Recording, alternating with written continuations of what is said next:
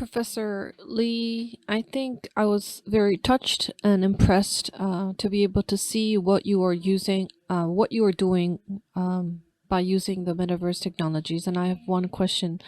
In the past, there was no particular department or team, I'm sure, that was in charge of metaverse. So, were there any operating challenges?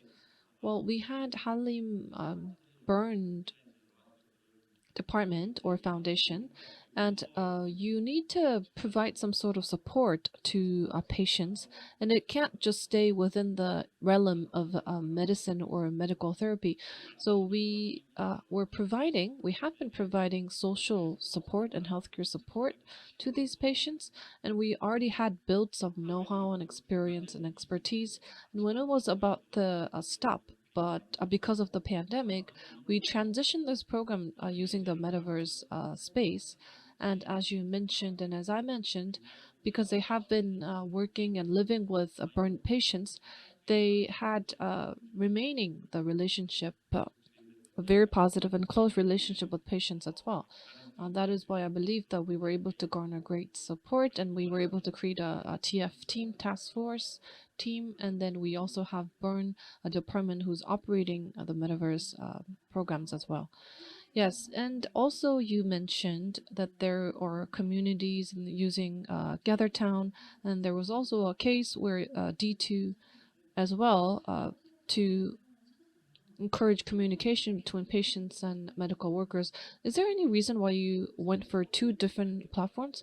I think D2 Land, which is 3D based, it's more of a real or true metaverse like space. But if you understand how patients' parents are, like they're used to Zoom, they can do this, but 3D avatar interaction is somewhat unfamiliar, too foreign to these patients. And because the D2 Land is a 3D, three-dimensional visual platform, um, GatherTown is based on 2D on the other hand. So as a transitional phase, I think operationally it was much easier so that people with low specification devices can also join. And when you play games and run programs, 2D GatherTown has a clear limitation. So I think ultimately when our patients are used to metaverse, we can eventually move towards three-dimensional platform, and our officials and employees can maybe create a program at D2 Land so that we can further utilize other opportunities. Okay, then, um, so get together 2D D2 Land.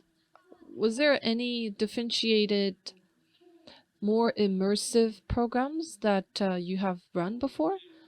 Well, if you think about games or the meeting or touch point itself, contact point itself, in what space and what object or person you're going to encounter, that'll generate different behaviors. So if you move around in a 3D space versus a 2D space, it's very different. It's a very different experience and environment. So that's definitely different and differentiated. So let's say you want a real and truly immersive environment, then I think you should definitely go for the 3D platform. For more diverse environment or experiences, you think 3D is better. Yes, 2D is very limited. All you can do is just true or false questions, maybe. That's the only game option. Okay, I feel like your hospital is becoming very creative, and I think having a metaverse focused or oriented department and service providing organization or department, I feel like they will be very different. Metaverse will focus on innovation, on new challenges, and facilitation on community talks or dialogues. Do you have any know-how for operation? Well, building up a metaverse community, there are many positive impacts or effects that we can expect. And I think development comes first. And we need to delve and dive into this area. There's no limit on when it comes to time or space. So it's very interesting. And what's different from Zoom is that there are people who are okay with opening up themselves. There are people who want to hide and just be quiet. Some people would like to avoid difficult environments. So I think this is something you can fully utilize metaverse. You can set the range of information that you want to disclose to other people. So it's one great benefit. And so this is more encouraged and available in non-contact environment. So we can say that even when you are holding an offline event, if you're holding a metaverse event, I feel like there are more participants sometimes because they don't want to expose their participation or attendance to other people. So I believe that this is a clear benefit from that comes from utilizing metaverse and this space.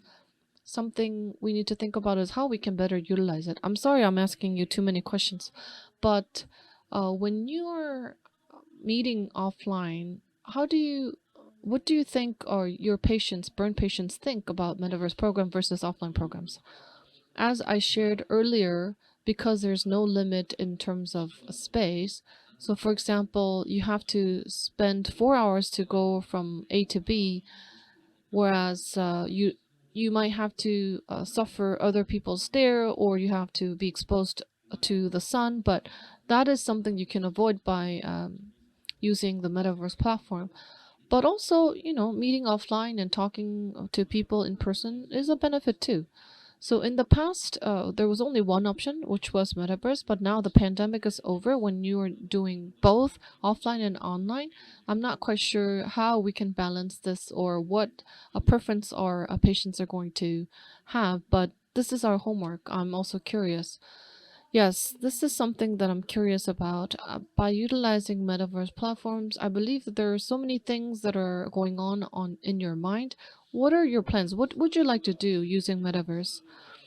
Well, what is available by using metaverse is by you understand the world by using your senses and also recognition, and metaverse is something that enables that experience or process.